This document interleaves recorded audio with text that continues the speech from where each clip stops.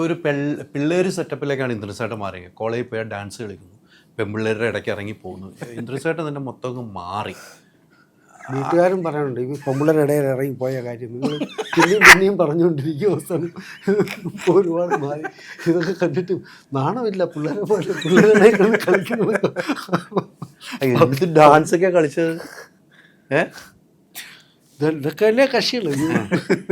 അല്ല ചേച്ചി ചോദിച്ചോ? അത് ചേച്ചി പാവം പേടിച്ചിരിക്കുമായിരിക്കും ഇപ്പോൾ. കയ്യിന്ന് പോയി എന്നെ നോക്കിയിട്ട് ഒന്ന് ചിരിക്കുകയൊക്കെ ചെയ്യും. കയ്യിന്ന് പോയിന്ന് മനസ്സിലായില്ലേ? കുഴപ്പമാണെന്ന് തോന്നി. കയ്യിന്ന് പോയിന്ന് മനസ്സിലായി ഇന്ദ്രൻസേട്ടൻ.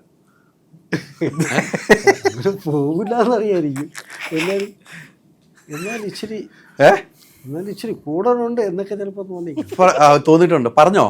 പറഞ്ഞില്ല, പറയാൻ ഇതിനിടയ്ക്ക് ഒരു സമയം കിട്ടിയില്ല. പോയി ഉടനെ തിരിച്ചു വന്നു.